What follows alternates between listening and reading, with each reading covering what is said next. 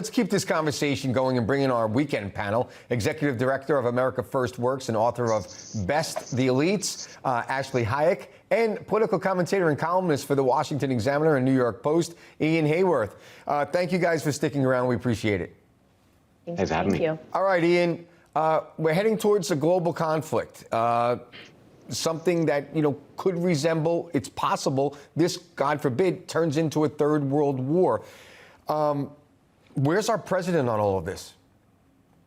I mean, he's either asleep at the beach or enjoying an ice cream. It's pretty terrible what he's doing. I think that's really how we got here. I think a lot of foreign policy, we love to talk about what's happening now. We love to be reactive. But the fact is that we do not have a proactive foreign policy in place. We have a foreign policy in place in which we watch the world descend into flames, and then someone like Joe Biden or Barack Obama before him try and bribe the bad guys into not killing us. And all that does is fuel terrorism and keep this cycle of violence they love talking about going. The fact is that this only happened because Donald Trump is not in office, Joe Biden is in office. And it's horrific to watch, again, a president asleep or at the beach while Americans are kidnapped in Gaza. We're not even talking about Israel. We're talking about Americans kidnapped in Gaza, dozens of Americans going through goodness knows what. I don't think Joe Biden particularly cares, and if he cares, he does not know what to do about it. Great point, and I think it's also something that keeps getting lost, with the squad and the members of Congress that don't want to condemn Hamas. Right. I haven't heard one of them mention any concern for American citizens that were killed and American citizens that are held captive. But, right. I can go on about that all day, Krysia. Go Definitely. ahead. And, Ian, we got your perspective. A lot of people are also criticizing the Biden administration for not even mentioning Iran until it's way too late. But Ashley, want to get your assessment. Has the Biden administration handled the situation in Israel in a way that you feel comfortable with respect to this global conflict? Well, Robert Gates, Obama's defense secretary, said Biden has been wrong on every major foreign policy and national security issue in 40 years. And what we've seen with Ukraine and our southern border and Afghanistan and now Israel, it does not really give me a sense of peace. And there's a reason that Joe Biden's approval rating has dropped 11 points with Democrats just in 1 month. And there's a reason we're seeing, a mass exodus of Jewish Americans leave the Democrat Party. And it's really because of how he is handling these issues. He has spent more time pandering to the far left of its party and talking about, attacks on Muslims when we're seeing Jewish kids locked in libraries on their college campuses than actually addressing what's going on both at home and abroad. So, they're double downing on support of Palestine and rebuilding Gaza, and their silence about what's happening here in the United States is actually deafening. Yeah, I think you made some excellent points there. And since you brought it up, let's talk a little bit about the 2024 presidential election.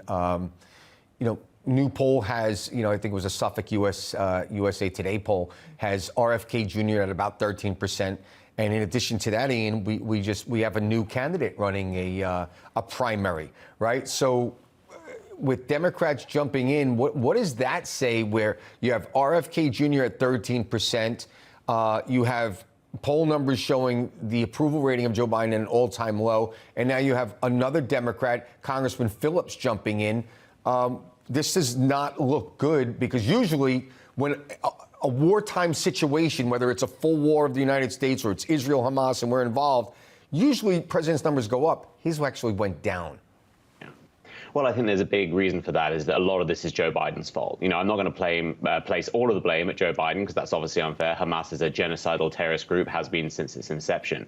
But the general decay of the foreign policy space is all because of Biden. I think he's obviously spectacularly unpopular if you look at really any part of American life. So I'm not surprised candidates are coming in. The area I worry, though, is that Democrats always circle the wagon. We're months out from the election. We can talk about someone running against him. When it comes down to it, Democrats, they will vote for a dead man before they vote for someone like Donald Trump. They will all rally behind their guy. And I think the problem is that a lot of Republicans might like RFK Jr.'s message and might go over to his side. That'll make it harder for Republicans to beat Joe Biden in 2024. And so I think it's obviously good that he's having some pushback. But ultimately, they always circle the wagons. It happens every single time. It doesn't matter about polling numbers. It doesn't matter about the state of the world. Democrats vote for Democrats. Ashley, in another sign of Joe Biden's weakness, we have also had California Governor Gavin Newsom going to China to meet with President Xi. He said his meeting with Xi focused on climate as well as fentanyl exports, which the Biden administration has been trying to curb through sanctions on Chinese chemical companies. Nothing about, in general, China's relation with the United States and how they're ramping up aggression. What's this all about?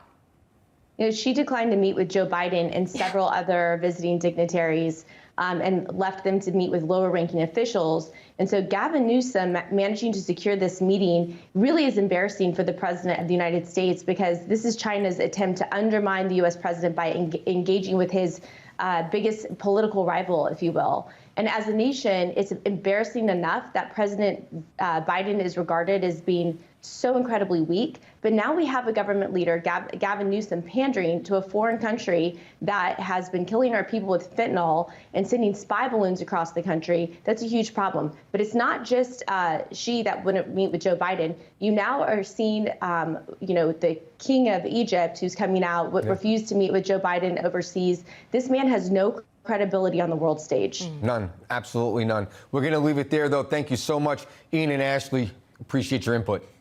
Thanks so much.